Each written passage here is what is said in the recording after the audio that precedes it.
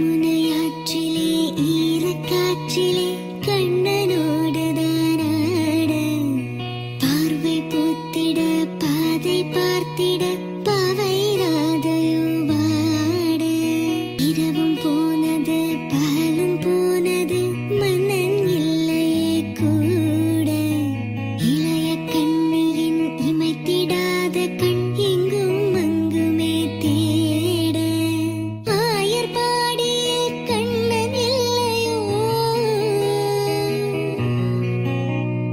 ஆசை வைப்பதே